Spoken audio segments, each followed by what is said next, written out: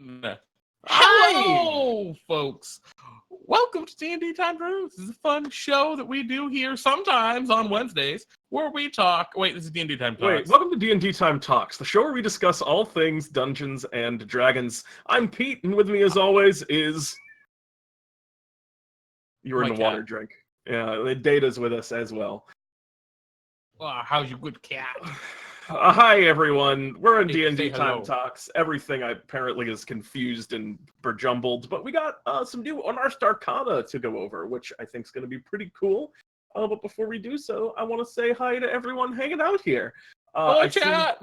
Yeah, we got Blood chilling, we got Sword, I see V Bunny, I see Roger Twy, Matty Morgs, Cold Spark, and I'm sure many others that I have not seen. Oh my god, Adrian P says oh hi, in conjunction with a 19-month streak of subscription, which is an immense amount of time. Thank you so Adrian, much. that's a ludicrous amount of time. Thank you for your support.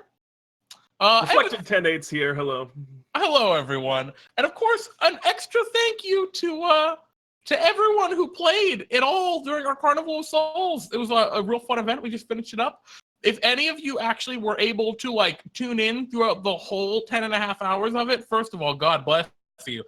Thank you. Thanks, of course. I almost didn't make it through the whole 10.5 hours of it. Pete was almost disappeared, as was our theme.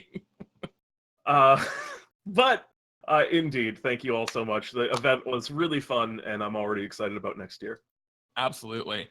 Now, Pete, that's not what we're talking about today, though. Today, we're talking about some new Unearthed Arcana. For those of you who aren't familiar about what Unearthed Arcana is, Unearthed Arcana is a free supplement that is released. It's for 5th edition Dungeons & Dragons. Wizards of the Coast releases it. And it's basically playtest material for stuff that's gonna be in future expansions or supplements for D&D 5th edition. So a lot of stuff that that we're gonna be talking about today very well may be showing up in the next book or two. So I think it's really important that we talk about this. And then Wizards has surveys on their website for all these things too. So you can go ahead and go on there and give your responses. I put a link in the chat to what we're going to be talking about so that you guys can follow along. Indeed. And what do we got on the docket tonight? What's the new content tonight, Jeremy? Yeah, so we got 3 subclasses on the docket. I'm switching to our other view so people can see what the heck we're talking about. We're going to be talking about the fighter, the subclass of the fighter, a subclass of the ranger. Everyone loves a ranger, and a subclass for the rogue. And those are the Rune Knight, the Swarmkeeper, and the Revive for the ranger, fighter, and rogue, respectively. So without further ado, let's just jump into it. Pete, I mean, what's our main goal of doing this tonight? Jeremy, before we get into that, can I ask you a question? Did they take away the ability to pop out chat with the gear on Twitch? I don't have the option. Oh, well. You must be doing it wrong, because I've got chat, set up. I don't know how. I will worry about it later and just do it. So yeah, want to start off? Want to just dive right into the Rune Knight, Jeremy? That's our first one tonight. Just a quick announcement, because Adrian was asking in the chat about the loot announcement. We're going to be making a loot announcement very shortly. It won't be tonight, but it'll be in the next couple days. Maybe next Monday. But the latest would be then, maybe on Friday, D&D time. We'll see. It'll be cool, though. Don't worry. We're working on it. Yep. We were working on it actually right before we started tonight. But yes, the Rune Knight, which is a martial archetype for the fighter. Mind if I just dive in and read the flavor on this one? Take it. Well, first, what's our goal of reading over these tonight? What are we here for? That's a great question, Jeremy. And the answer is we're going to be talking about mostly just our thoughts on them, kind of reviewing them both in terms of what we think of the flavor of the class, what we think of the design, and whether or not it seems interesting, and then also talking about the balance to a greater or lesser extent. Yeah, so Pete, take us away. Rip into that Rune Knight. I suspect we'll have a lot to say about balance in places, but the Rune Knight is as such. You discovered how to enhance your martial prowess using the supernatural power of runes. The ancient practice of rune magic originated with giants. Skiltgraver, or rune cutters, can be found among any type of giants, and you likely learned your methods first or secondhand from such a mystical artisan. Whether you found the giant's work carved into a hill or cave, learned of the runes from a traveling sage, or met the giant in person, you studied the giant's craft. In time, you learned how to carve and apply runes to your equipment and how to invoke their magic, ultimately becoming a rune knight. Yeah, and so that's the basic tone of what this class is, and all the mechanics really fit around that. So starting at level 3, you get a couple of basic features. The first one, you get some bonus proficiencies. You can use Smith's tools, and you can read, write, and speak giant. That's pretty typical. It's a flavor thing. I really like that. Just as a fun, I can do a couple extra little things that might not be meaningful ever, but maybe will be. And then you also get rune magic. You learn how to use runes to enhance your gear. When you gain this feature, you learn how to inscribe 2 runes of your choice on weapons, armor, or shields. See rune options. Pete, what the heck are our rune on? Oh, I'm sorry, there's more. Whenever you finish a long rest, you can touch a number of objects equal to the number of runes you know, and you can inscribe a different rune onto each of the objects. To be eligible, an object with a weapon, a suit of armor, or a shield, your rune remains an object until you finish a long rest, and an object can only bear one of your runes. Each time you get a level in this class, you can replace one rune you know with a different one. Okay, Pete, what are our rune options? What are these? Rune options, these are all kind of similar, and all of them give some kind of passive effect and then an active effect, which is invoked on a shorter long rest basis. And all of them, each one of them is flavored after a particular type of giant. And there's a hill giant rune, a fire giant rune. Let's just go in as an example here with the hill giant rune. I don't know if we want to actually read all of this text because there's quite a bit of it. But to summarize what the hill giant rune is, you put it onto an object, and then passively, while you're wearing that object, you will have advantage on saving throws against being poisoned and have resistance against poison damage. And then you can invoke the rune as a bonus action to gain resistance to bludgeoning, piercing, and slashing damage for 1 minute. This one's really good. Yeah, this is kind of like, here's an option you can opt into to do a lot of what a barbarian can do. That kind of concerns me, but whatever. It's cool, I guess. The fire rune, which is Ild. It's all about master craftsmanship and fire giant stuff. So your proficiency bonus gets doubled for any ability check you make using a tool, just its expertise. That's pretty neat. I like that flavor-wise.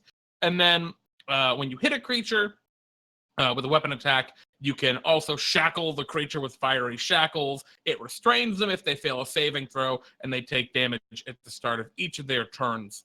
And they repeat the saving throw at the end of their turn. So that's a pretty powerful ability there. Pretty potent. I really like that flavor-wise too, actually. The fiery shackles are kind of cool, yeah. And stuff like that, I don't like that if that's a class feature, but I do like it if it's, I can take these fiery shackles, if that's what you mean. Like, you don't have to do that, but it's there to pick. Yeah, exactly. What's Pete? You want to take us through the frost rune? The frost rune. The passive effect is that it's going to give you advantage on animal handling and intimidation checks, which is weirdly specific. I think, especially in kind of comparison to the other ones. Although I kind of get it. And then the active effect is you can increase your strength score by 2 for 10 minutes, which can increase you above 20 but not above 30. Which is also pretty good. Yep. The cloud giant get Sky, the cloud rune, and this is a very interesting one. So it gives you advantage on dexterity, sleight of hand, and charisma deception checks. Holy shit! Advantage just on 2. You can use them however often you want. Really, checks. That's pretty good, especially out of combat and more social environments. And then as an action, when you're hit by an attack roll, sorry, not you, when you or a creature you can see is hit by an attack roll, you can use your reaction to cause that attack to target a different creature of your choice, other than the attacker, using the same roll. This is fucking very, very good. If you're fighting more than one creature, this is a monstrous rune, in my opinion. Yes. Bust. But that's okay. The stone rune, Stein, which gives you advantage on insight checks and dark vision of 60 feet of dark vision, or if you already have dark vision, pumps your dark vision by 30 feet.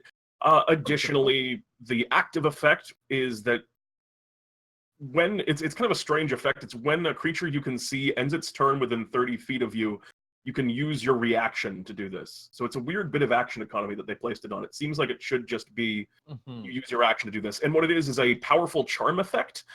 You charm a creature, causing them to be stupefied unless they fail a wisdom saving throw, or they have a speed of 0 and are incapacitated while they're charmed in that way. And it functions like a sleep in that someone can, if they take any damage or someone wakes them up, they get out of that kind of stupor. Yeah, very potent. And how long does stupor last? A minute? Lasts for 1 minute. That's correct. Pretty insane. No save ends. It's just a minute. Yeah, it's very good. Uvar is a storm rune. You glimpse the future like a storm giant. Advantage on Arcana checks. Can't be surprised. Both those are pretty cool. I like Arcana in there, personally. And then in addition, you can invoke the rune as a bonus action under prophetic state for 1 minute or until you're incapacitated. And then until the state ends, when you or another creature you can see within 60 feet of you makes an attack roll, a saving throw, or an ability check, you can use your reaction to cause the roll to have advantage or disadvantage. Once you invoke the rune, you can't do so until you finish a short or long rest. That's so busted. For a minute, you can just give any enemy disadvantage on saving throws. This is just not even 5th edition Dungeons & Dragons. This is shitty homebrew. And the in my humble opinion. And then after that, there's another third level feature. We're not done with the third level yet. That last feature is Giant Might. You can imbue yourself with the Might of Giants. As a bonus action, you magically gain the following benefits, which last for 1 minute. If you are smaller than large, you become large, along with anything you're wearing. If you lack the room to become large, your size doesn't change. You have advantage on strength checks and strength saving throws. Your weapon attacks deal an additional 1d6 damage. You can use it twice per long rest. God, I want to go through all of this and then talk about it all, but I think we need to stop and this is the chat's thought. got a lot to say, and I've got so much to say right off the bat. So one thing that was talked about in chat a lot was the flavor of this. So let's talk flavor to begin with, Jeremy. Blood Deuce was saying, I hate the forced flavor of the subclasses in the UA. V-Bunny was kind of agreeing with that. They feel forced. Same with the Blue Boy for the Swarmkeeper, and people were saying that the Rune Knight is hard to reflavor. So let's talk. What is your thoughts on the Rune Knight flavor? So the Rune Knight, the flavor is very strong. Like, the flavor is really powerful here. Very potent flavor. But I don't think you have to abide by. I think you don't have to say giants, right? Obviously, it wants you to do giant. It gives you the language giant. And it gives you flavor for all your runes that are giant. Like, it gives them names, like giant names, and ties them to different giants in the giant pantheon, or not pantheon, but family, I guess. But I don't think you have to do that. Like, if I were playing a Rune Knight, I don't care. I might not give a flying crap about these giant names. I might decide, yes, this is my special arcane training, which is why I've learned to inscribe these. I don't see anything in the mechanics that prevent me from reflavoring. I think it's definitely heavy, though. The flavor's heavy in there. I mostly agree. It's cool, and if I was really struck by this, and honestly, a little bit I am. I'm actually kind of into this giant thing, and I could very much get down on building a character that was into this. But I'm not crazy about on the whole when things are designed for specific flavors, unless you're designing them for your home game. Someone wanted to play this very specific Rune Knight in your world. But if they're designing things for 5th edition on the whole, I don't like it when they put more specific flavors on it. But I don't want to docket points, because I agree with you, Jeremy, which is that this you could easily, easily move this around. A couple things right off the bat too about this. First, this really horns in on barbarians really badly. I mean, advantage on strength checks and strength saving throws. You can resist damage for a minute with the hill giant rune. This is you're a fighter, but you're also a barbarian. I don't like that the design is so similar. And then beyond and that, it's so incidental too. Yeah, right. And Adrian made a great comment in chat, Adrian P, saying, fighters with this much action economy bleeds from eyes. Yeah, exactly. This all of the holes that the fighter class has, this patches really, really potently. It's very, very powerful. And even beyond that, I don't know about you, Pete, but I see this as fairly, like, with lots of different tactical options from these different runes. This feels a lot like the Battlemaster fighter to me. This feels like a very different flavor Battlemaster fighter. I agree and again agree and disagree. I mean, the Battlemaster, I think this separates itself enough from the Battlemaster. I would say that I actually really like this core mechanic of you get to. It's cool. Yeah, no. Well, Powerful. I even like the overarching design here. The balance is ridiculous, but I like the you get a couple of runes, you get to pick a couple of these effects to just like permanently buff you up, and it's resistance to bludgeoning, piercing, slashing damage is crazy for it. But even the use bonus action to do a cool active thing with your rune and activate it, and then you have the passive effect on top of that. I like that design. I just am obviously there's some issues with the rest of it. And I'm with you there 100%. It's super cool. The design is really cool. There's just no way to make this design fit within the same confines of to weaken this design, to reduce the power of it to the point where it still retains what it is and fits within the same kind of power scale of the other fighters in 5th edition D&D. I think this obsoletes all other fighters pretty much. Oh my god, as it is, yeah, this is. And we're at level 3. We haven't gone past level 3 yet, guys. They get more abilities that are very good. For starters, let's talk about that next one. The obvious thing is that Giant Might shouldn't even be on this. It shouldn't have this other feature. Well, I mean, Giant Might's busted, but let's just keep moving, and we can come back to like the overall in a hot minute. Sure. You want to talk about defensive runes? Me or I'll leave it to you. All right. Defensive runes. You learn to invoke your rune magic to protect your allies. When another creature you can see within 60 feet of you is hit by an attack roll, you can use your reaction to grant a bonus to the creature's AC against the attack. The bonus equals 1 plus your intelligence modifier, minimum of 2. In addition, you learn 1 new rune of your choice from the rune magic feature for a total of 3. There's no limit to the number of times you can use this. You can just cast shield on your allies. Yeah, if you infinitely. Theoretically you had a +5 AC, you can just shield always. It's very good. +4 intelligence. You don't need a +5. I'm sorry, Mega Shield is what I meant to say. Yeah. It's better than Shield. Mega Shield.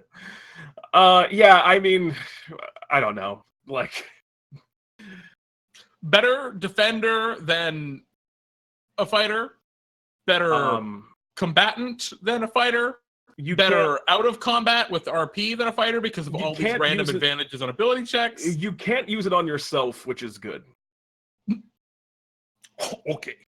Yeah, I mean, Jeremy, you can't deny that. You can just deflect the attacks if they come after you with your, the Sky Rune?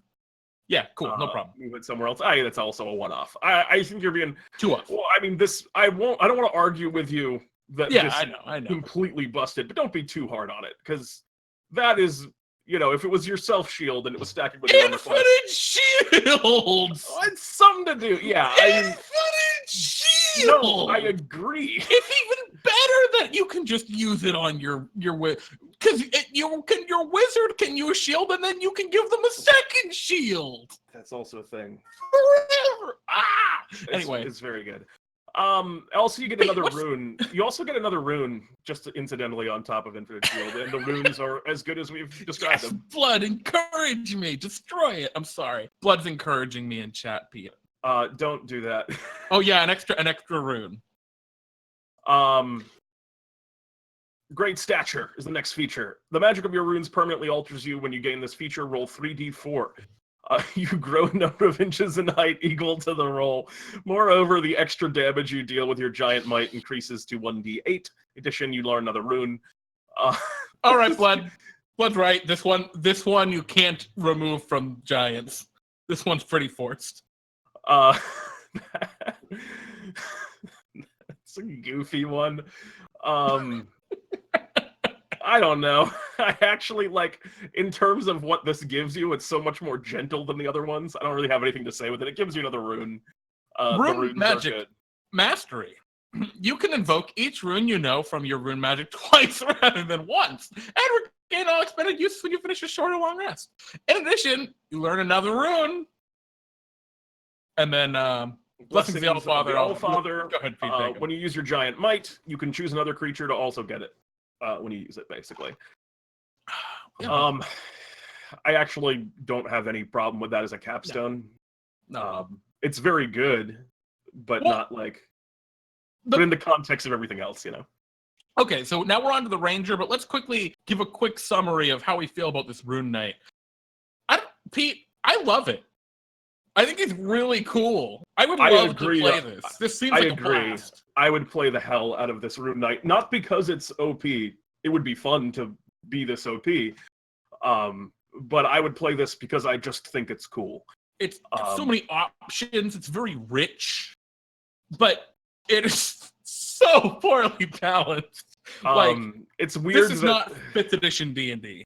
Yeah, it's weird that this is something that was put out in like a, hey, look at this that we're working on kind of way.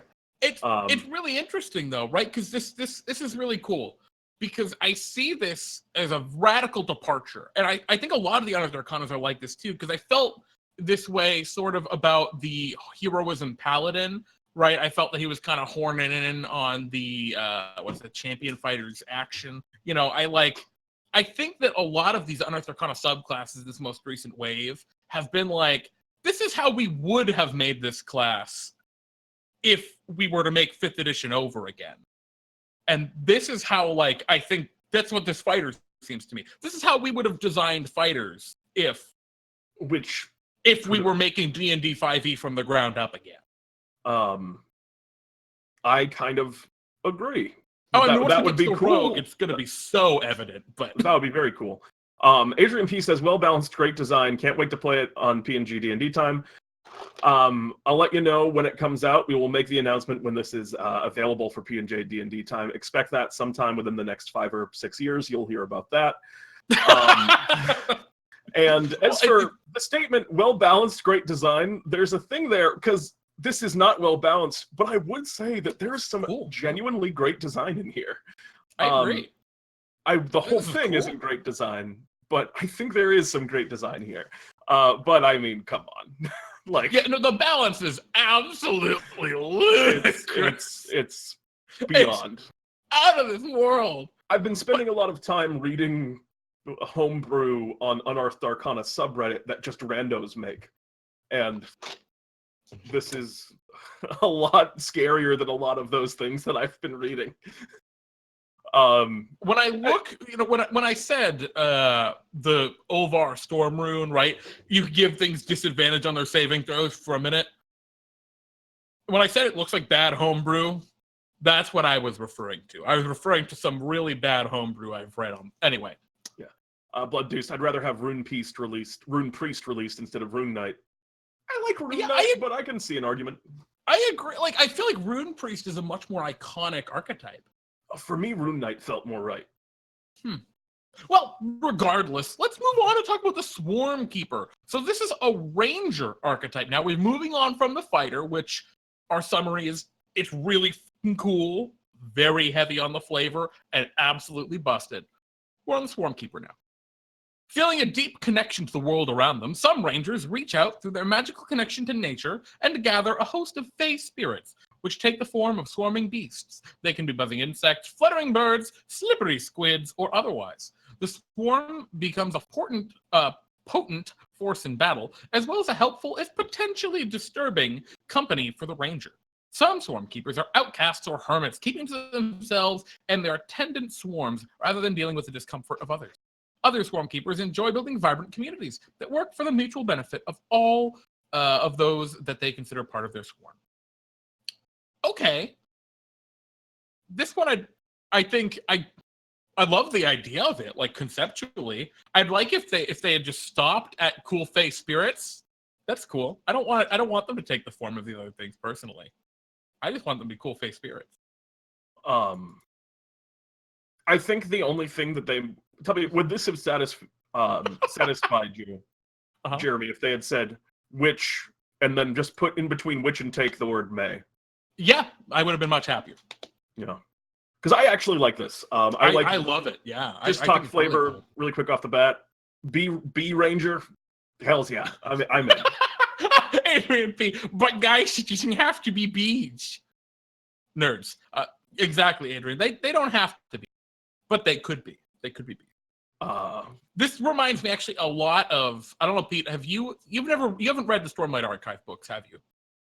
No. Great series currently ongoing, written by Brandon Sanderson. This really reminds me of the Spren, which are kind of like fey spirit creatures from that book. And anyway, let's just keep talking about him though.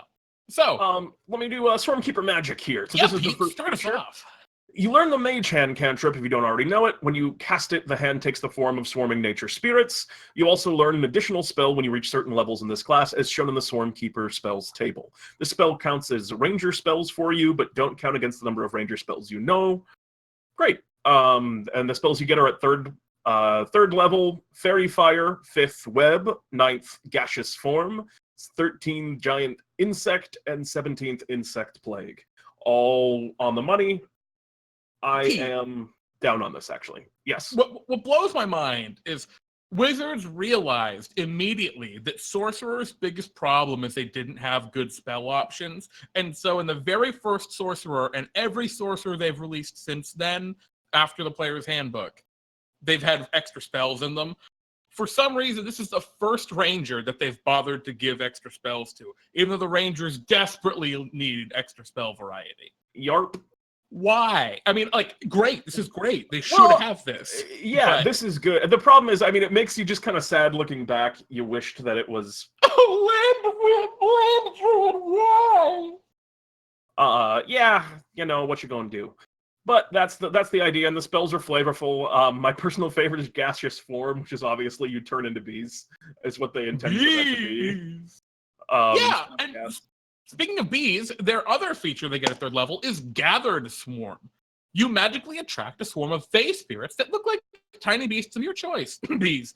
The swarm remains in your space, crawling on you or through your clothing, or flying and skittering immediately around you within your space. As a bonus action, you can agitate the swarm for 1 minute. For the duration, some of the swarm clings to your weapons or follows your strikes when you attack. Once during each of your turns, when you hit a creature with a weapon attack, you can deal extra 1d6 force damage to that creature, and the swarm moves the creature up to 5 feet toward you or away from you, your choice. At 11th level, it becomes 2d6. You can use feature a number of times equal to your wisdom modifier, and you regain all expended uses when you finish a long rest. Cool. Yeah. Good. This is well Super made. Neat. I love it. And this is actually pretty reasonably balanced, too. Yeah, this is going very well. I mean, it's better than some of the existing Ranger stuff, but, you know, it's still cool. Like, this is still in a way that reasonable. I don't think in a way that I don't think it invalidates anything. Yeah, I completely agree there. This is very reasonable. And I just want to say, once again, please just, which may appear to be, you know, just because when it says that they are, I feel like that some people see that and they just hit a wall.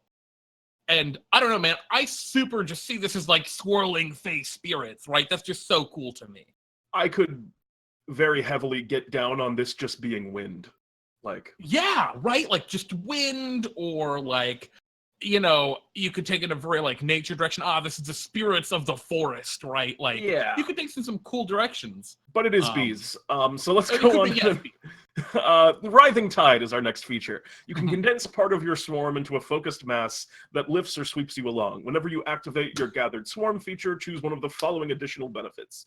Your walking speed increases by 10 feet, and you can disengage action as a bonus action. You get a climb speed equal to your walking speed. You can climb difficult surfaces, including upside down on ceilings without making an ability check.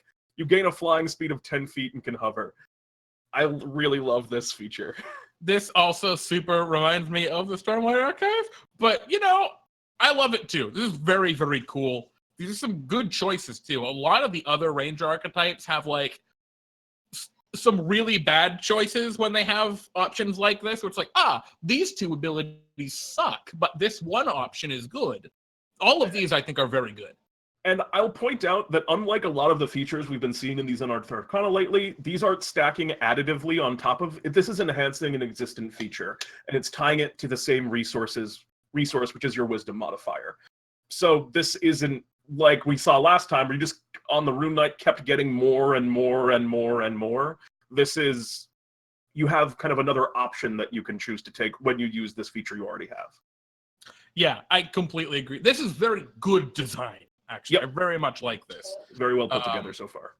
Interesting, some comments in chat. Roger Twice saying, these guys kind of feel more like a villain NPC to me, but that's not a bad thing. Yeah, I agree. I think this is very much, I mean, it could be a cool villain. I don't know. I would like to play this character, personally. I'm very into this too. And I can also, I mean, the very literal beekeeper, if you want to go like dead on, just straight interpretation would be really fun, and so many things you can do. The one problem I have is the ability names are so like, no, they're bugs. That like that, I think that maybe they need to tone that back a little bit. But yeah, which is what they intend for it. But yeah. Yeah, but I don't know, man. Like, with some of the other of our recent Unearthed Arcanas, right? They were like, here are ways you can reflavor it. And they've gone in the opposite direction for these. No, this is what it fucking is. You better play our bug monster guy. You know? Which, again, let's keep going. Give us Scuttling Eyes, Jeremy. Speaking of very fourth flavor names, Scuttling Eyes. As an action, you can magically form one of the spirits in your swarm into the shape of a tiny beast of your choice, like a bee. The transformation lasts for 1 hour, at which point the spirit disappears. For the duration, the spirit has a speed of 40 feet, which you can use to walk, climb, fly, or swim. The spirit has your senses and telepathically relays what it sees and hears to you. Okay. During your turn, you can speak to the spirit, telepathically command it to move, and it can hide using your bonus to dexterity stealth checks. The spirit has an AC of 18. If it takes damage, you must succeed on wisdom saving throw. DC 10 or half the damage dealt. Basically, it's a wisdom concentration check, or the spirit disappears. As an action, you can dismiss the spirit early. If you do so, you can magically teleport to an occupied space within 5 feet of where it disappeared. And once you use this feature, you cannot use it again until you take a long rest. You can also use it again by expending a spell slot of 3rd level or higher. I like that. What I don't like, this just seems kind of funky to me. I mean, like, it's good. It's just weird. It's a very I mean, it's a familiar. It's just a very like, well, it's a better familiar. Yeah, it's very faster, like specific familiar. It's got good AC. It's got great AC. It's got incredible stealth, probably. You know, as an 11th level feature, I don't really have an issue with it being a better familiar. But our next feature. Ooh. Well, yeah, let's wrap this up and get Storm of Minions. Your swarm can expel a seething storm of spirits that drains life from others. As an action, you create a magical sphere filled with an enraged swarm centered on a point you can see within 120 feet of you. The sphere has a 10-foot radius and lasts for 1 minute. The sphere is difficult terrain for creatures other than you. A creature other than you that starts its turn in the sphere's area must make a Constitution saving throw against your spell save DC. On a failed save, the creature takes 2d8 necrotic damage and is blinded until the start of its next turn. On a successful save, it takes half as much damage and isn't blinded. At the start of your turn, if any number of small or larger creatures that took necrotic damage from the swarm, you regain 1d8 hit points. On subsequent turns, you can use a bonus action to move the sphere up to 30 feet. When you activate this feature, you can choose any number of creatures you can see to be unaffected by it. Once you use this feature, you cannot do so again until you finish a long rest. You can also use it again by expending a spell slot of 4th level or higher. Yo, Pete, this reminds me a lot of that ability we first came up for the Trash Druid that we thought was going to be too complex and, like, obnoxious to track. So we scrapped it. Agreed. This is... 10-foot radius is so small. Yeah, it's not super good. It's like, I don't have a problem with the balance on this one. It's just a little unwieldy, and it feels a little... it's a lot of work for not a lot. Yeah, exactly. And it's cool. It just isn't really what I want out of a capstone, which is basically just like a spell option. And they even designed it. They're like, this is what we think. This is a 4th level spell that you get to cast, and you can get it once for free and then do it again as a 4th level spell. Yeah, I want it to be cooler. Yeah, I want it to feel like this feels just like a weird Spirit Guardians is what it feels. It's a weird, maybe it blinds them, Spirit Guardians. Like, that's what it is. It's a I don't little, know. it's not a bad thing. And again, it's not like the flavor of it, I think, is kind of cool. Like, just go my minions is the idea. Yeah, But I don't know if it necessarily realizes what it well, wants to be. the problem is like, go my minions, right? Even for like, if you're going full bees with this Swarmkeeper, I mean, I guess bees. But if you're doing any other thing with this, I don't know. I don't know if I'd want that tone. That's a very forced tone. A thing that's also being pointed out in chat is Mhm. bad for allies too. Oh, difficult terrain sucks for them. Well, because they're unaffected by it. Oh wait, allies are unaffected? You can choose creatures to be unaffected, so Okay, that's great. okay. So that's a little bit nicer. Yeah. So that's better. I mean, it's not bad. I don't think it's really a problem. It's kind of a dud as a capstone, and like, I don't know. I don't want to see any more dud capstones after what we saw from the dragon sorcerer way back. Yeah, agreed.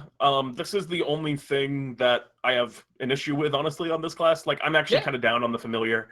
The Storm of Minions is a little funky. What do you think of on the whole, what is your opinion on the design space of you gain an effect and then you can repeat it with the spell slot? Because they doubled down on that in this. Here's the thing. The biggest issue for the Ranger, someone who's played a Ranger a couple times now, and has run 4 Rangers. The biggest problem they have is that their spell variety, well as being like kind of okay, the number of spells they get is very low. And so I think having some like potent spells that like you can, or potent abilities that you can use those spells to do more often, like Scuttling Eyes, that's really cool. You can scout super well with this. It gives you a teleport to initiate the combat. Just teleport in and wham, go to kill them. And it lasts for a long time, so odds are you're not very good. On Scuttling Eyes, the 3rd level spend a spell slot is like just in case, because we don't want you to ever not have this. We'll throw it back to you at a spell slot. Well, I mean, here's the thing. This is better than most 3rd level spells the Ranger gets access to. They mostly suck. Like, they're worse than the Ranger basic attacking or auto attacking or whatever you want to call it by the time they get the spell level, because they're 1/3 casters. Like, I would see myself almost always using my 3rd level spell to use this, unless I was doing like a Healing Spirit or a Silence because I was out of 2nd level spells, or like a few very specific options. I don't know. I like that personally. I think I think it's going somewhere. I like the way it was implemented on Scuttling Eyes. Not as crazy about it on Storm of Minions.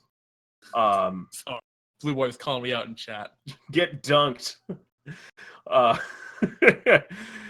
Yeah, I don't know. I like it on Scuttling Eyes. I'm not crazy of it on Storm of Minions, but that's probably Storm of Minions' issue more than it is that mechanics issue. Yeah, exactly. Overall, I think this is the best of all the Unearthed Arcana we've been going through lately. I think this is actually the best one. Yeah, I think this is definitely agreed. The closest to like being publishable. Which one did overtook last week? As our was favorite. It actually the Hero Paladin? No, something kicked the Hero Paladin out last time. Oh, it was the Warlock. Was it the Lurker? No, it wasn't the Lurker. No, not the Kraken Warlock, though, on the Aberrant Sorcerer. Aberrant Sorcerer, yeah. I think this dethrones Aberrant Sorcerer as because I like the one. Design, aesthetic. Yep, because Aberrant Sorcerer was just a bit OP, and this is, I like the flavor as much, but it's... Yeah, this could use to be a little bit more powerful on its it could actually use a little love, which always makes me really happy when I see that in something like this. Absolutely. Great. Is there anything else you want to talk about on this, or are we ready to move on to the revive? I want to make sure I didn't miss anything. I see a lot of people in chat being like, it's like Thunderwave. Yeah, Hypnotic. I mean, the Storm of Minions is kind of like a Thunderwave every turn, except Wizards get Thunderwave at 1st level, and these guys get this at 15th level. And another thing from emoji. V-Bunny was asking, how would one reflavor like something like Storm of Minions, I think was the idea, because that feels very specific. And it is very specific. You cannot reflavor that you're sending something out and it's doing something in a space. You can change what the nature of how that looks aesthetically, but you can't really reflavor the effect there. I'm kind of with you.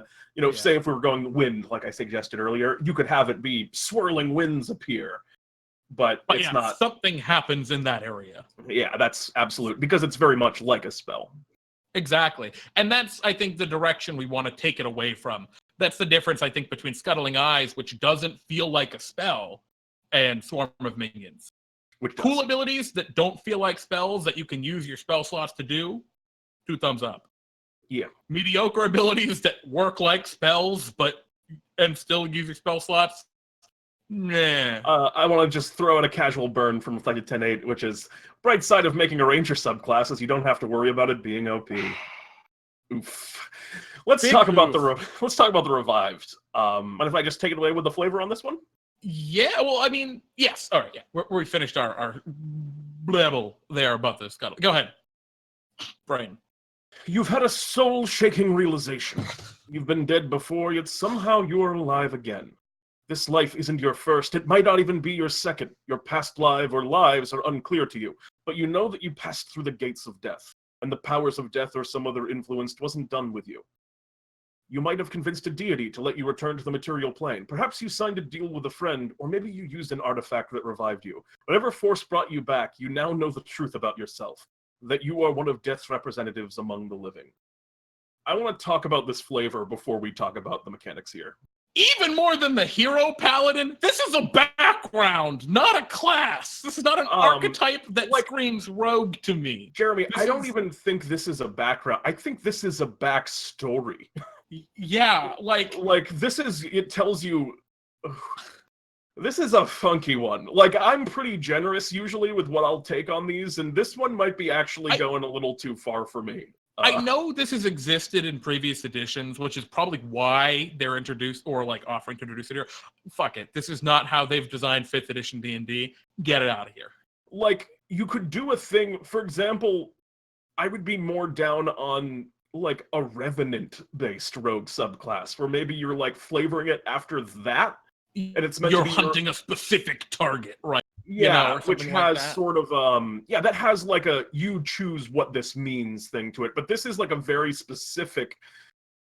Again, it's a back. I'm sorry. Go ahead. That's it. That's the end of it. You've had a soul-shaking realization. It's just like you suddenly realize, wait a minute, guys. I died before. I didn't remember until you don't get that. I've been a farmer for 20 years, but I died, and now I'm actually a really good point. You get this at third level. Jeremy, you get this at 3rd level. Yeah, you just actually, dude. Wait a fucking second, guys! I died. Holy shit! It's like you finish. Well, more realistically, it's like you kill a dragon wormling, because that's probably what you're doing at 3rd level. You kill a wormling, and you're just like, I was dead. Pete. This is any rogue that plays through an official Dungeons and Dragons module. The modules are meant to kill you in levels 1 and 2, and so this is just you want to keep playing the same character, but you want it to fit in. So they made a subclass for, hey guys, we're bad at balancing level 1 and 2 adventures.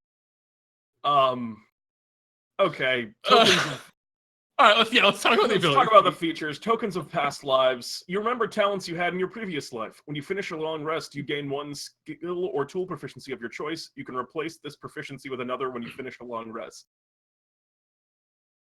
Jeremy, why? This doesn't... Why the rogue?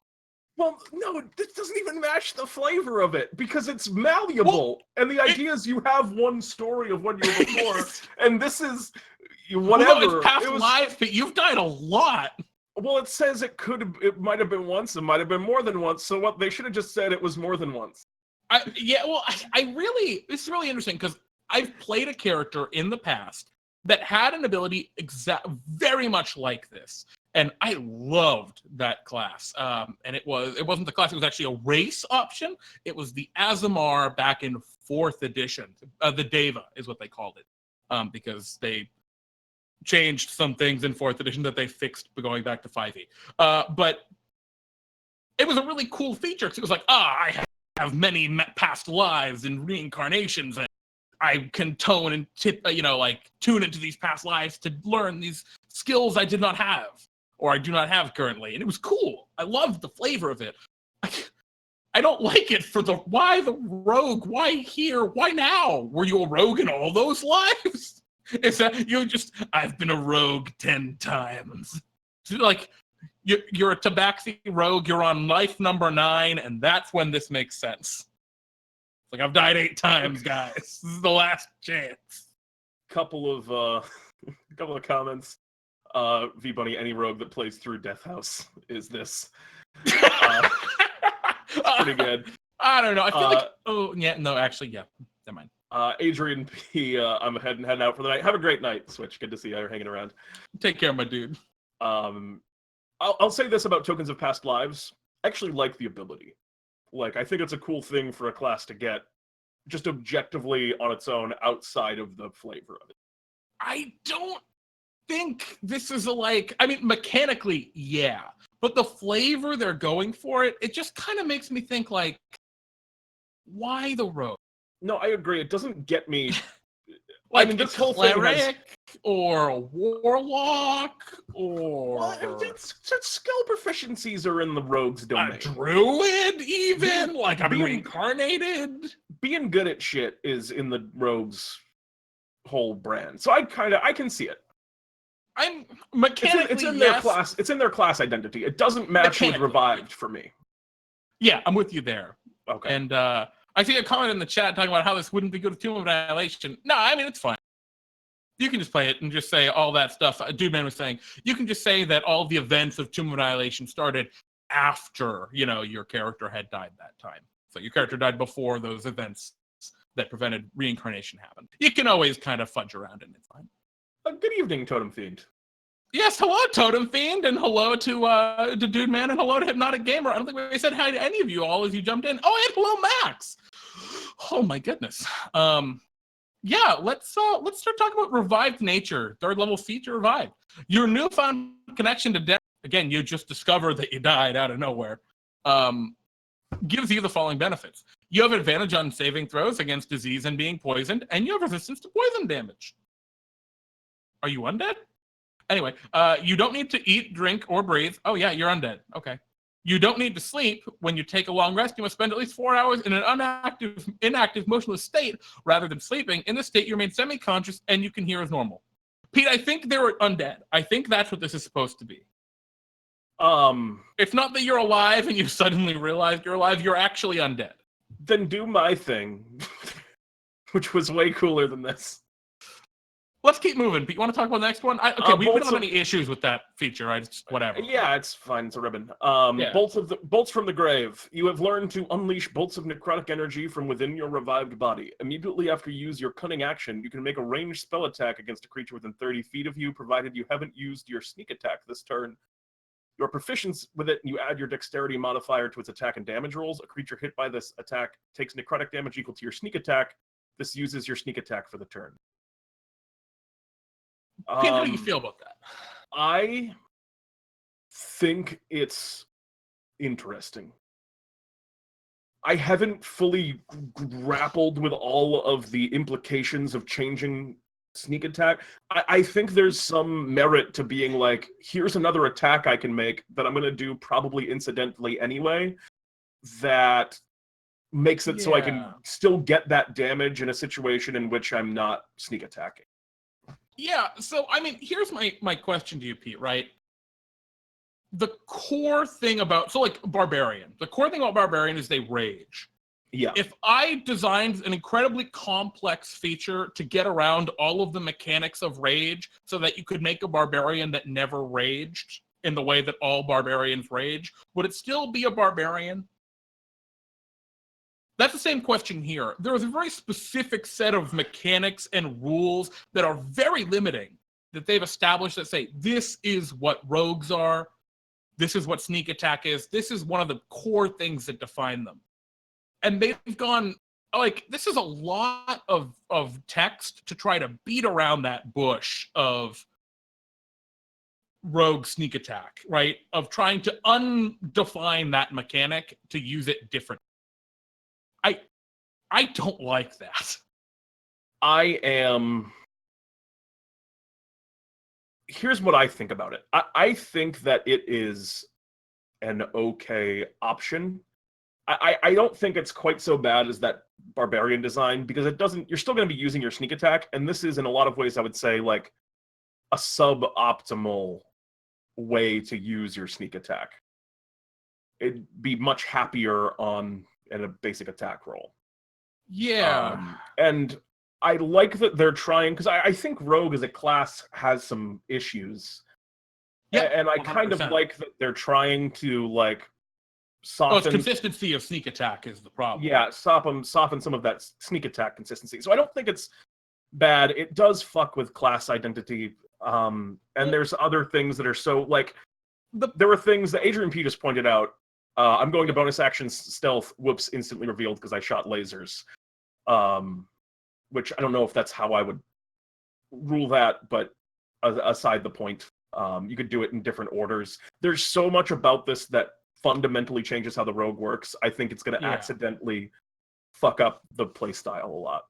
Well, it totally violates, right, the set of rules that they said that say this is how rogues play. These are the mechanics of rogues, and it violates those. And that can be okay at times, but I don't think this is a good way of doing it. So here's something that hasn't been mentioned yet by chat. Okay, I ready my act. I'm going to take a cunning action, bonus action to dash. I use my sneak attack, shoot a laser beam, which I think that's cool, actually. I think tying an attack or an ability to your bonus action toward your cunning action is actually cool. I like that. I already see where you're going, and yeah. Bonus action. Oh, that let me ready my action. Oh, it's the end of my turn. I'm going to shoot someone and get sneak attack a second time. Yeah, that's problematic for sure. Yeah, they went through all of this effort to try and beat around the bush. Oh, this uses your sneak attack for the turn. You know, trying to make it so that you couldn't get sneak attack from your attack and ready action. But there's just too much other stuff going on in 5th edition Dungeons and Dragons that they can't account for that. Once again, this is what they would have done if they were designing 5th edition D&D differently than they did. And that's exactly what I was. The fighter. And that's exactly what I was talking about. Like, there's going to be things about the play style that are going to be fundamentally changed by the fact that this exists. Exactly. If this is how we wish we had done it, so that a rogue could do something like this, but it can't. This is cool. I think the design is interesting. It just doesn't quite pan. And also, why here? Yeah. Well, and then there's other issues like, all right, cunning action, disengage. All right, well, you're just trying to run away and make a ranged attack. You make a disadvantage because the ranged attack in melee, and you aren't able to move yet because it's immediately after you use your cunning action. Like, there's just so much that just you don't think of feeling really bad about this feature until you start thinking of it in practical use cases. Really bringing it out, yeah. And I just feel like this is going to feel worse than it is. And then that one person is like, oh, I'll just dash and ready an action and get double sneak attack, and now I'm 2 rogues. And I'll also say this, Jeremy, I genuinely believe that there is a way that you could thread the needle and make this cool. And I think it is I haven't. Well, cool. I'm sorry. I think the mechanics are bad. I agree. Cool. I think there's a way to thread the needle and make this work. Yes, but there's an issue. There's a point where you get to such rules minutia. Like, people have trouble with different sources of armor class not stacking. Natural armor versus wearing armor versus when using I say that, your dex modifier. Like, describing all the use cases isn't what I mean. I mean a simple way. Like, I feel like this is I don't think there is with all of the boundaries they painted on the rogue sneak attack. Maybe. I want to, I'm going to go through the thought exercise at some point soon and see if I could, push this. Because it's just so close to being there. And I really like what they were trying to do, and it didn't pull it off. Let's talk about Connect with the Dead. Yeah, all right. You want to take this one, Peter, should I? Yeah, sure. You can create a link with the spirit through your corpse. Oh, wait, through their... Okay. That's a big misread. You can create a link with the spirit through... Guys, gotta link the spirit. Well, actually, funny. Keep in mind for the next ability, actually. Go ahead. You can create a link with the spirit through their corpse. When you do so, you cast the Speak with Dead spell without using a spell slot or material components. Intelligence is your spell casting ability for this spell. Excuse me. Speaking with the dead in this way temporarily gives you a capability from a past life. You're unsure whether it's from your past or the spirits. When the spell ends, you gain 1 random benefit from the Revive Capabilities table. The benefit lasts until you finish a short or long rest. You learn how to speak, read, or write 1 language of your choice. You gain 1 skill or tool proficiency of your choice. You gain proficiency with 1 saving throw of your choice. After you cast the spell with this feature, good. Yeah. After you cast the spell with this feature, you can't do so again until you finish a short or long rest. One of them is just a buff. The other 2 are flavor. Flavor and frequently not useful at all. Incredibly powerful. I will say, learning a language of your choice, that could be really helpful infiltrating a place if no one speaks the language of the creatures there. You kill the guards, steal a language from them. That could be helpful. I actually don't necessarily have an issue with this design in that regard. Yeah. The inequity of the abilities, because I think it's okay to be like, it has a combat option, it has a couple of flavor options. The thing I kind of don't like is what I think is going to be the inevitable metagame of this, which is you stab someone to borrow a tool proficiency. Because you want to do a thing, or you stab someone to borrow a language because you want to do a thing. Let me just murder hobo to get this thing I need. To get this buff. Yeah, that's, I think, problematic. I think it's cool, and there's situations where that's cool, because, like, you're infiltrating the Durgar fortress, and you take out one of the guards, and then you borrow the Dwarven language. That's sick, and what this was designed for. What's not cool is you kill Joe Smo peasant on the street to learn Celestial to read an ancient text that you borrowed. Agreed. And beyond that, I mean, like, it's just gonna end up being like, yeah, no, I just keep this corpse in my trunk. You know, just keep it. That's why we have the cart. I just keep this dead guy in a bag. Can you speak with the same guy multiple times? Doesn't it like end it? Oh, I thought there was like a limit. Nothing to in the spell says otherwise, to my knowege. I think I've just always dungeon masters. Yeah, maybe I've just always ruled it that way for so long that it. We've got 3 hirelings to help our rogue. Oh, exactly, God. Lance. Oh God. Oh boy. But yeah, I'm with you there. I think there needs to be some sort of connection between the abilities you get and the corpse you like talk to. Like, it's just weird. Which it's impossible to do in a feature, also. Other than like saying GM discretion, which you got to avoid as much as you can. Yeah, it's just funky. Audience with death. Jeremy, you want to bring us onto that one?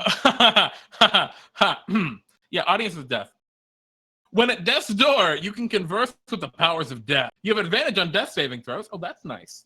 And whenever you make a death saving throw, your spirit can ask the entity of death a question that can be answered with yes, no, or unknown. The entity answers truthfully using the knowledge of all of those who have died. Hold up, fam. I know you just got legend lore, but gonna. Is the bad guy here? Nope. All right, is he here? Nope. All right, someone heal me. All right, I'm healed. All right, is he here? Nope. Repeat. This ability I hate so much. I fucking despise it. No, Jeremy, let me throw this at you. Oh, I'm sorry. In addition, whenever you have 0 hit points and are healed or stabilized, you can change any of your personality traits. Ideals, flaws, or bonds. Oh God.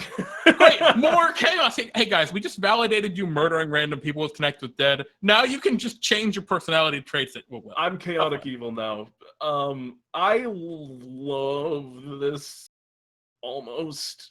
I hate it. I almost love it, Jeremy, because there's so much story in this ability. You know what? That's a really great point, Pete. All right, roll for initiative.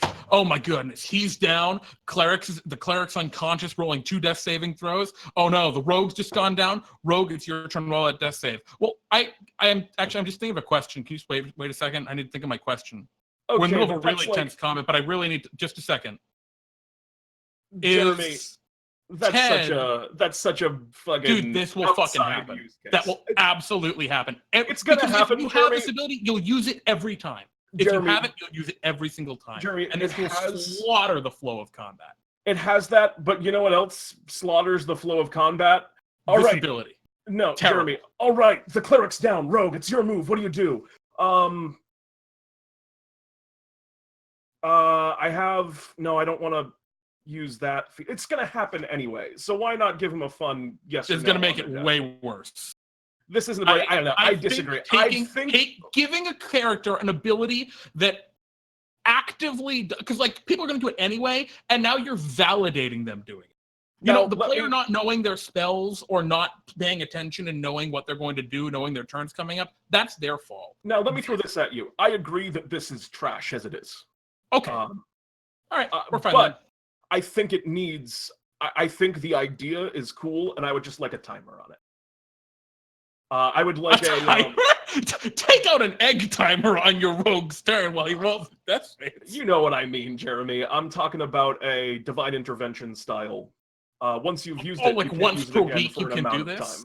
Yeah. Sure. Okay, you could do that. Yeah. I'm just going to tell you, I've used an ability like this before. I've given a character an ability like this in a game that I have run, like a serious campaign. It ran through to its completion, and it fucking sucked. It was horrible. But that case doesn't mean that the ability doesn't have merit. One bad experience does not a bad ability make. I think this is a terrible ability. I've seen it in action. I am reading it now. I think this is horrible. I think that it could be really cool, and I love the story element. Like, just every time they go down, it's make this a 10-minute ritual. You can use as a ritual to kill yourself and get this cool ability and come back. I'm fine with it as like a ritual thing outside of combat. But even then, it still needs a limit to it. You just fucking stab yourself infinitely. Which is terrible. That's why I'm also saying to put the couple weeks timer on it. Like, and there's no two ways that is awful, and the ability to just kill yourself and just like, is my real name John? Is my real name Bill? Is like, that's terrible. And that's not a cool story. But there's so much potential for cool story in the ability audience with death. Agree to disagree. It needs a redesign. I agree with you on that. Thank you. Hypnotic Gamer was asking, do Pete and Jeremy live together? We live about, Pete, how large is the continental United States? 3,500 miles? I don't know how big the U.S. is. We live very far apart. I'm on the East Coast, Jeremy's on the West Coast. Yeah, no, I'm actually, the reason I'm looking this way is because I have Twitch chat right here. So I apologize, Hypnotic. I'm not always at the camera. I'm trying, but I'm bad at it. Dual monitors. Yes, also, 2 monitors going on. The other thing.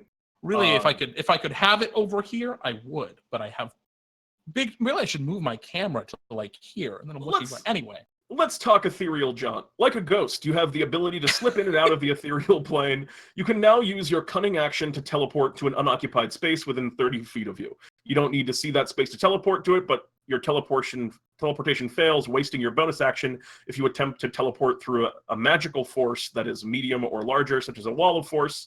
If you appear in a space occupied by another creature or filled by an object, you are immediately shunted to the nearest unoccupied space that you can occupy and take force damage equal to twice the number of feet you are shunted. I mean, that's cool. I like this ability. I think it's a pretty cool one. There's a lot of weird caveats on here that don't seem worth the time they took for them. What's really, really whack to me, right, is, all those weird caveats you just said. Because if a spell doesn't want people to teleport out of it, the spell has that mechanic in it. Why is it here? Like, why is this capstone rogue feature worse than Misty Step? I don't know. It's because an unexperienced designer made this. I don't think this was coming out of, Mike Merle's and Jeremy Crawford's back pocket. This is some new guy at Wizards. It's fine. Made Unearthed Arcana, and no one took another look at it. Yeah, it's fine. It's not like inspiring, but it's okay. I'm not gonna promise you that I'm gonna do this, but I really want to take a stab at this because it's like there's a lot of things in here that are so close to close to functional, right?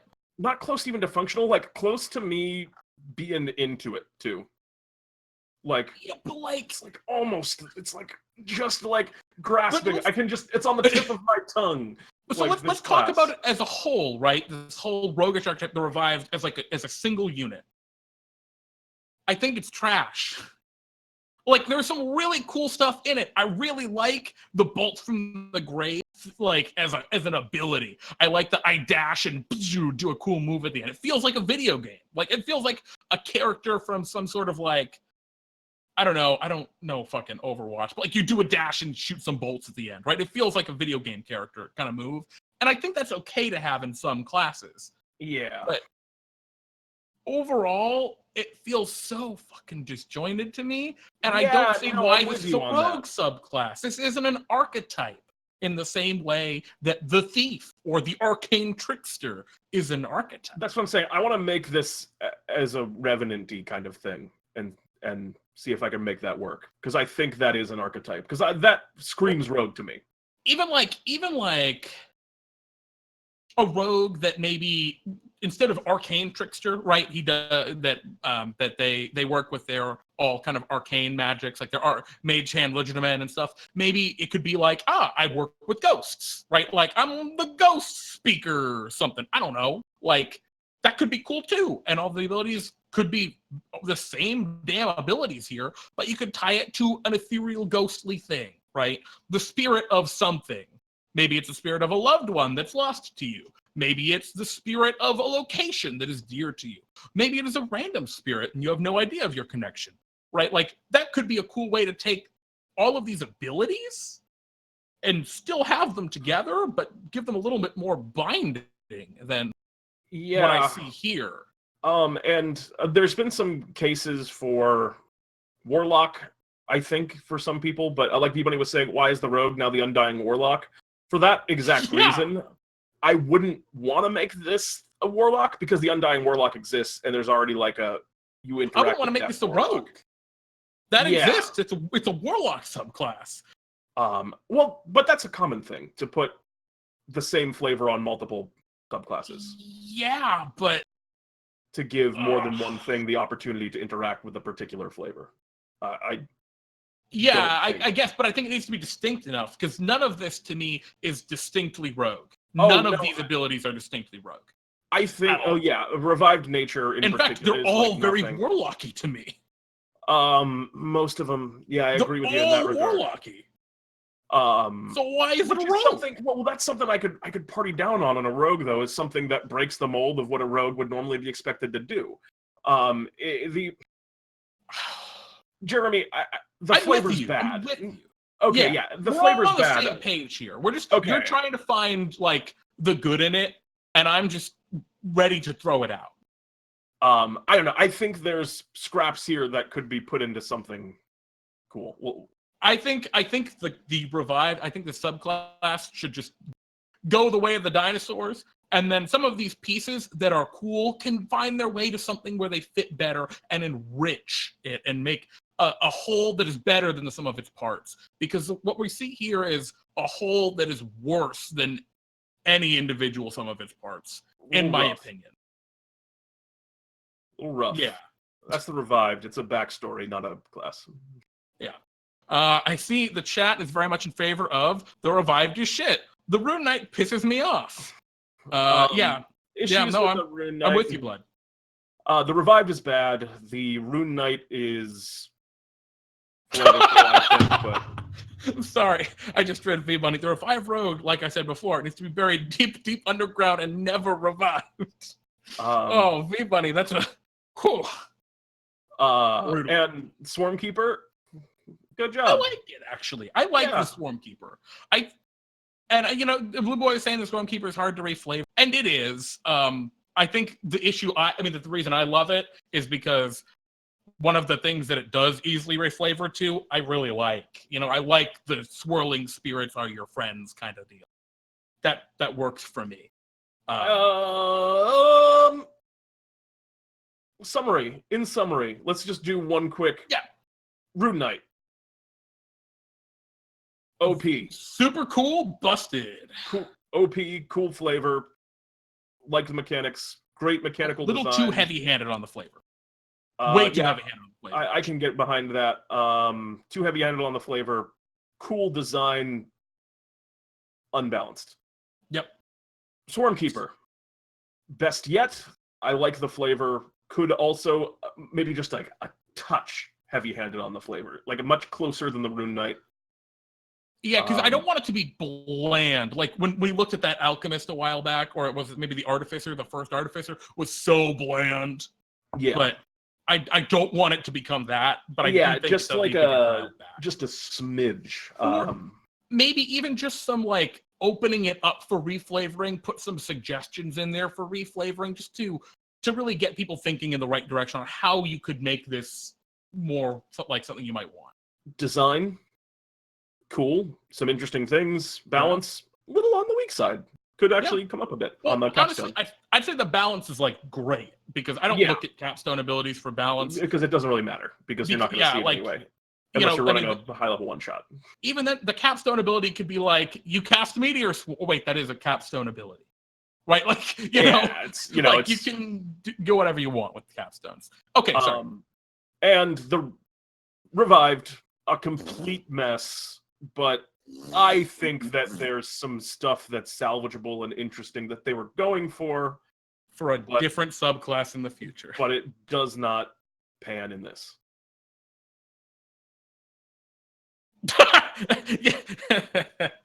Lance and Chad saying, the party of the Hero Paladin, the Rune Knight, the Aberrant Soul, and the Twilight Cleric, perfectly balanced as all things should be.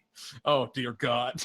Yeah, well, instead of they'll instantly destroy half of all of the monsters you put up against them.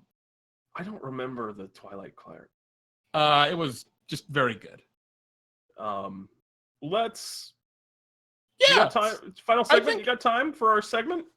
Well, everyone, that wraps up our brief chat here on the Unearthed Arcanas. We're going to move to our final segment of the evening, a segment we call Ask Pete and Jeremy. Ask Pete and Jeremy.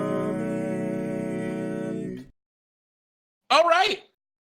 Hello, everybody. Time for Ask Pete and Jeremy. This is a segment where we chat and answer questions that you all ask us in our channel. You can go into our Discord channel down to Ask Pete and Jeremy kind of thread and ask us some questions, and you know what, we'll talk about them. So Pete, we do not have a lot.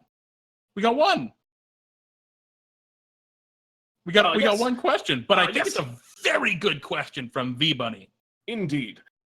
So when you do boss fights, do you actually track hit points, or does the BBG not go down until you want it to go down? This is a really good question, and there's a lot to unravel there. Do you want to take a first hit on that, Peter? Because I think we have different strategies even between ourselves. The answer is a little bit case by case. For starters, do you actually track hit points? The answer is yes. Absolutely. Yeah. Inevitably, we always track hit points. 1,204 damage to Torfus Frombloduk in that battle. It's absolutely devastating amount of damage. Not including the damage to the dragon or to the other things that came before. And if this is specifically, we're talking about the Carnival of Souls event, then the answer is for every single boss leading up to the final boss, we have a very clear, this is how many hit points it has. This is kind of when it goes down. But as for the final boss, there is, I think, a bit of GM flubbery that would go on because we want to be fair to everyone that has the opportunity to play. We have concepts in mind going into them. So we knew he was going to have probably between 11 and 1,300 hit points going into it, like realistically, just because of the power of the dudes coming in. And yeah, well, came 1,204. Hot damn. Indeed. But generally, sorry, Pete. I was going to say, we just try and go ahead after you. Well, I think we, at least because I was mostly running Torfless at the end there. Pete was doing the layer stuff. I had decided the final number of hit points Torfless had, probably about 300 hit points from it. So right when he hit around 900, I was like, all right, 1,200. That's where we're going to go. Because I knew the range I was shooting for. And you can do that as a Dungeon Master with any of your games. Like, part of that, being able to do that is just is being a good Dungeon Master. You know, monsters have a hit point range in their stat blocks. And you could roll those and decide how many hit points they have. I usually roll hit points for monsters in DnDTime. I don't normally choose. I do as well. But, you know, in your games, if you put up a troll and your players are battling the troll and they come out of the gate and 3 of them crit and damage that troll, and that troll is supposed to be a big dramatic fight, look at that hit point value in the stat block, see what the maximum number of hit points are, and say that's how many hit points it has. This is the best troll there's ever been. And you can just do that, and that's not cheating your players, even if you make that decision on the fly because they all crit. That's just going to be a dramatic battle. And when the players win, they're like, oh my god, if we hadn't crit at the beginning, we would have all died. Holy shit, that's awesome.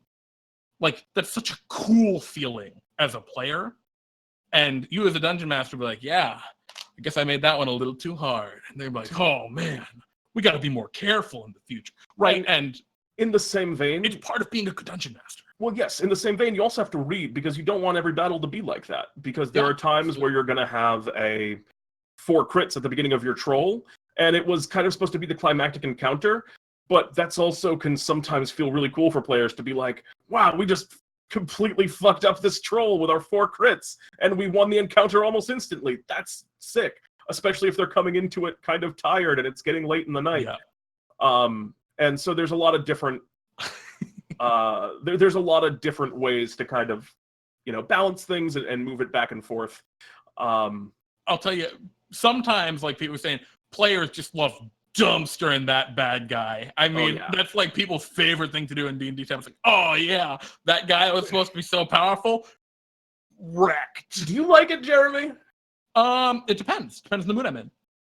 And I, as a dungeon master, I try to read the mood at my table. If people are tired and, like Pete was saying, right, if people seem exhausted and they just want to, they're frustrated by the dungeon, maybe take that boss and look at their hit point range on that stat block and take the lower end.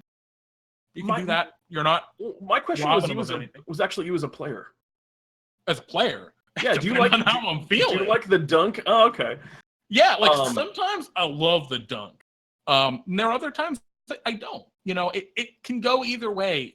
Generally speaking, like, I think for me, like, when I said, oh, it was such a hard battle, it was so close, if we hadn't crit at the beginning, that is the feeling I want as a player, right? I want that, like, holy shit, that was tense kind of reaction at the end of a fight. That's what I want. I want the tension, the risk of, like, oh, fuck, we could have died, or oh shit, we did die. Yeah. But that's me. I want to get TPK'd because it's dramatic. I just want to get TPK'd in a way that feels fair. And increasing the health on monsters is one of the best ways to change. Yeah, it feels a lot fairer than taking just a more powerful monster. Because more powerful monsters can crit players and kill them outright. Yeah, turning up damage. This breath weapon TPK'd us. That kind of thing. That's a bad feel. The monster only had 20 health, so if you'd hit him, he would have died. Well, that also sucks, So that feels actually worse. Don't ever tell them that as a dungeon master. If they lose to it, don't tell them how many hit points the creature had, especially if they ask. Yeah. You're like, couldn't tell you.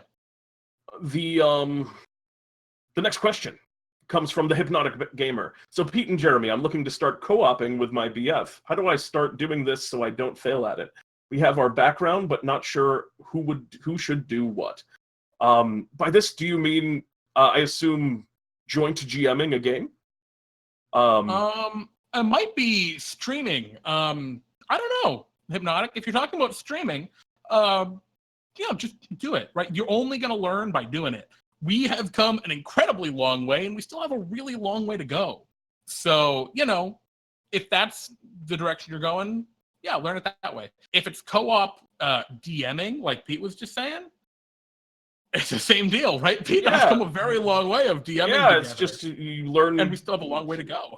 Diving in is always the best advice I think you can give on this sort of stuff. Just, actually, even DMing to a degree, but even more so with streaming, just starting to stream and making the commitment to come on and on and on each time that you're going to do it.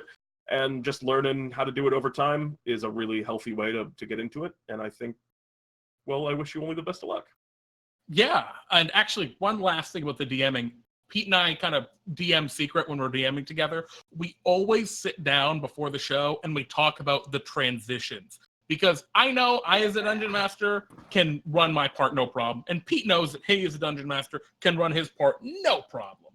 The issue becomes where we transition from him to me to him to me, and often like a verbal cue, like a description of a specific sound or an NPC line or something like that can make a huge, if it's the DM perspective and you're multi-DMing, it makes a huge difference hammering out what those transitions are going to be ahead of time. And you can pick abstract stuff too if you're like, obviously our adventures are kind of railroady. That's how we play our game, right? It's usually by necessity because of adventure. the nature of the thing, yeah. Yeah, and so it's a lot easier for us to have like vocal cues, but you can have more abstract things, right? It could just be a random encounter.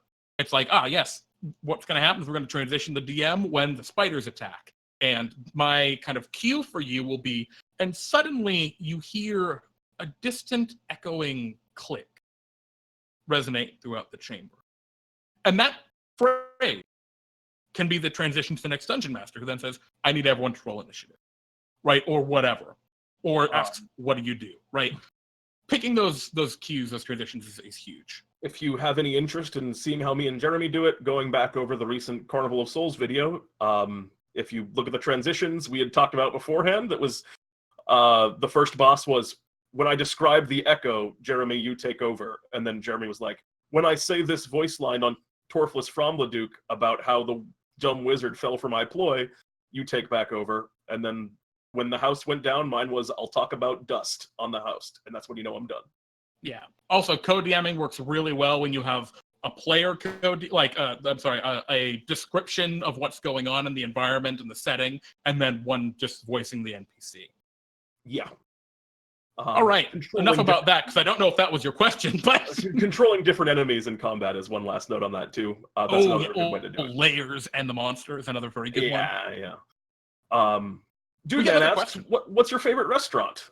Dude Man, good question. On the reg, I'm not gonna pick like my favorite, like my just favorite overall restaurant. I am gonna just say that I'm a big Chipotle / Moe's fan. As like a one that I hit up on the reg, I go to Chipotle's and Moe's all the time, and I love Mexican food. It's probably my favorite genre, other than like classic American. Yeah, favorite restaurant. It's weird because I haven't been to a lot of nice restaurants. Yeah, likewise. Frequently. But every time I've gone to a very nice restaurant, I've thoroughly enjoyed it. So it's kind of hard to say if like that one-off at like, a nice restaurant in the south end of Boston, right? Like if that's right? Like if that's is that really my favorite? Because I went to a nice Italian restaurant in the north end. I don't know. I'll tell you, in Boston, there is a shack inside of Faneuil Hall, a little stand that sells clam chowder, and that's my favorite. The shitty one right toward the middle area with the benches that sells clam chowder and bread bowls. That's my favorite. Been a very long time. I miss that miserable shack. It might have been, was it sushi? It might have been Sushi Wabi that I went to in Vegas one time. That was all you can eat sushi. I know I've only been there one time, but I know I could go there every day for the rest of my life if it was available to me. So that's another pick. I want sushi so bad. It's been so long. I miss good sushi. Okay. You've forgotten was saying no. I'm surprised no one's saying Fred's Franks. Never mind. It's Fred's Franks. Support. I've never been to Fred's Franks. Unfortunately, I haven't been able to go. It hasn't been open while I've been home. Oh, we got another question actually from the Forgotten One asking favorite hobby other than Dungeons and Dragons. Hobbies other than Dungeons. I play music. That's my thing outside of D&D. I also golf, which is probably my third. Let's see. Favorite hobbies outside of D&D. Well, I collect miniatures for D&D. I like doing 3D printing, but it's mostly like the battle with the 3D printer is very rewarding for some reason. I really like programming, but I've never I've never been educated in code anything. So everything, like on the website, I loved making the website for D. And everything I like taught myself, and that was very rewarding, and I love that. Spreadsheets. Yeah, I love using spreadsheets and like Google Sheets to create like useful tools. I don't know. I like that kind of programmatic stuff. That's just fun for me. It's also frustrating as shit, but I mean, it's mostly D&D because that's where all of my time goes. Question from V Booney, which is, how do you deal with failure and learn to get past it? Do you have any methods to assist with getting past your failures? Before we talk about the question, Half Demon Dances, oof. Yeah, I know. I like spreadsheets and programming. I'm a nerd. I got it, Dan. How do you deal with failure and learn to get past it? It's a really good question. And the answer is, I think it's probably different for everyone. For me, I am the kind of person that will sometimes, if I have like a bad day, and I think, in the context of D&D, for example, if I run like a bad session, sometimes that can like get at me for a while. But I think the best way to get past failure for me is just to throw myself back into it and keep plugging away until I find a success. And try and take as much as I could and think about what went wrong and, do it better next time. Yeah, no, I think that's a really great idea. It's keeping that perseverance is a huge deal. Personally, for me, how do I deal with failure? I feel like there isn't failure, right? There's things that could have been better, always. That's never going to change. You're never going to run a game that could not have been better. The way I deal with failure is I like to look at the silver linings, what went right, and then I want to look at what went wrong. And I try to look at that from a non-emotional kind of perspective. I look at it from a very objective perspective and say, well, what could I have done to make those things better? And, I try to incorporate those things in future sessions. And that's just how you do it, right? You just don't let yourself get down over it. That is by far the best way to handle that, because you're going to fuck up. Like, no one's going to not fuck up ever. It's going to happen. So don't beat yourself up when it happens, move on, try to learn from it, and like keep it in mind, right? Care. Yeah. Plug away. Care and persevere. Throw some shadow boxes. From Raz. Yeah, this is a great one because this is Raz651 in chat, and thank you so much, Hypnotic, for putting it in there, because we're looking at the Discord, we got the chat here. Yeah, it's all I'm blind. And the question is, how did you guys come up with D&D Time since you were both on different coasts? Collage! Yeah, it's a good guess, Frog. Pete and I did go to the same school, UMass Amherst, out in, Amherst, Massachusetts. I used to live out in Massachusetts, right near Pete. Not that we knew each other really, like, almost at all. I think we'd met like once before college. Yeah. And it was like, I didn't know who you were. We didn't actually meet. We realized after meeting at college that at one point we were occupying the same space. That's true. We had seen each other in passing in the past. But and we met in college. We started playing a lot of D&D together. And now we do the show together because we love D&D. That's kind of the show started just because like Pete was like, hey, I want to do this thing. And I said, I'll help you with this thing. And some stupid graphical things later. And now all of this stuff that we're currently doing, and bada boom, D&D Time. That just kind of evolved. Really, it's Pete's child. It's Pete's baby here. I'm just Jeremy, I'm just the wet nurse. We are both dads. And oh no, my two dads. My favorite is like an 80s sitcom. My two dads. Is it? I think it is. If it's not, then I don't know. I'm not familiar with 80s sitcoms. Pete, I think you're a good dad. Oh, thank you. I think you're a great dad, Jeremy. Very aggressive dad. Question from Hypnotic Gamer, which we will probably make the final one, which is, what is your favorite show? Mine is Living with Yourself on Netflix. I just watched that. I just watched the last episode of that. My actual dad and I were watching that, and it was really good. I agree. I love Paul Rudd. He plays a great broken man. Um, that's all. That's all. I'm just saying, he plays a great person that's just kind of like tired of life. Um, very good show. I won't spoil it for anyone because it's a really fun watch. My favorite show is probably Community, an old sitcom by Dan Harmon, the guy who did Rick and Morty, for anyone not familiar. And it's got a great cast. Donald Glover's in it before he became too big to be on Community. There's Chevy Chase is very old in it. Yvette Nicole-Brown is great. Joel McHale's great. A really good show. I highly recommend Community.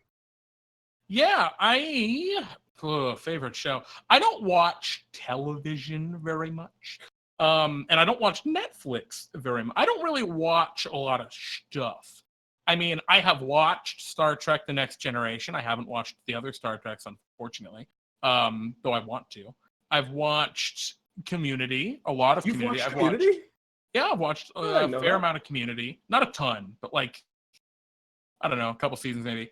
It's like here and there I would watch it with my parents back when in the summers when I was in school. And then I've watched The Office, most of that actually. I've watched a lot of those like funny shows, but yeah, I don't know.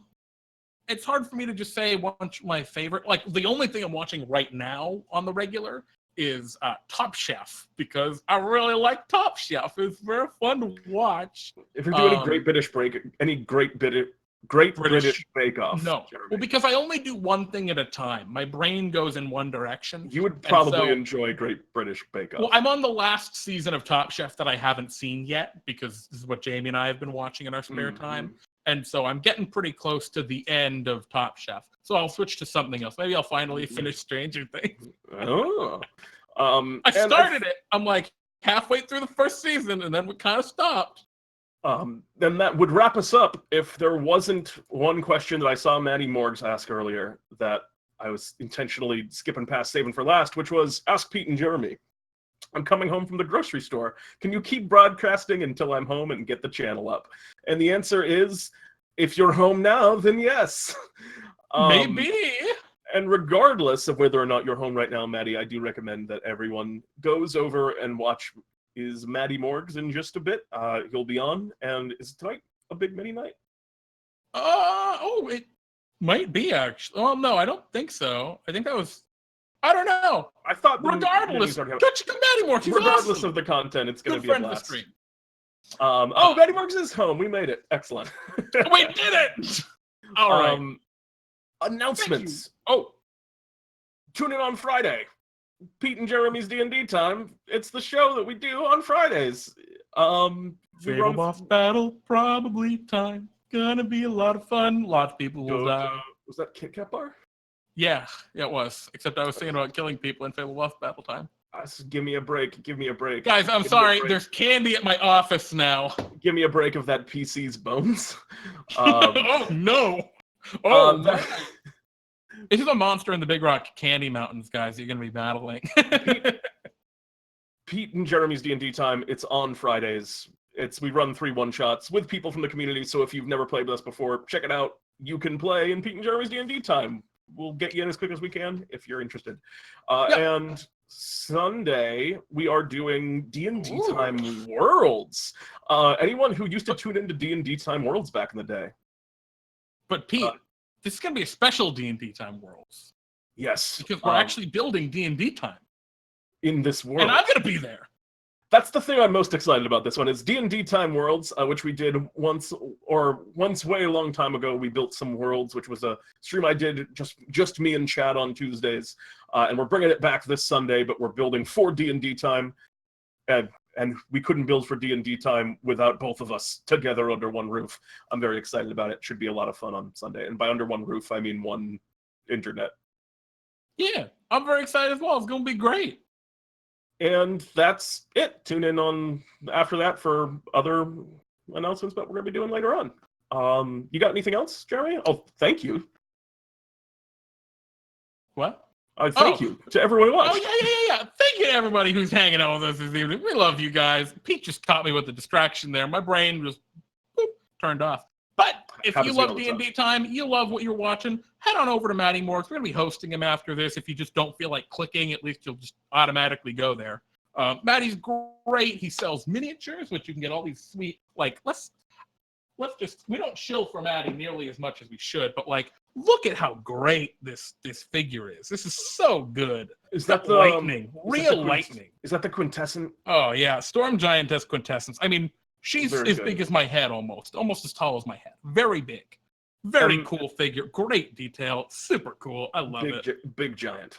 Yeah, also big giant. I have added a Storm Giant Quintessence to a campaign, the one campaign I'm running in real life, because I have that incredible figure.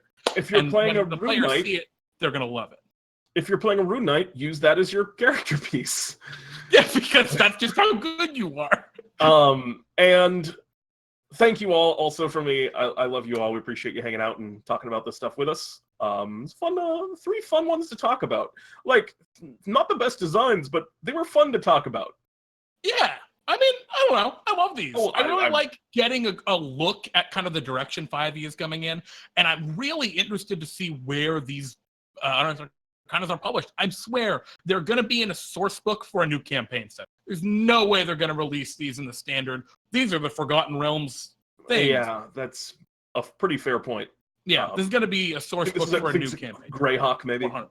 No Greyhawk way. thing. This is not Greyhawk. I don't know anything about Greyhawk. No, that just seems like the next one that they would do. This is way more whack than Greyhawk. Is this dark? Oh, regardless. Yeah. Well, much we'll love figure it all. out. I'm Pete. I'm Jeremy. And this is DnDTime Talks. DnDTime Talks. Good night, everyone. It was perfectly in sync as always. Every time.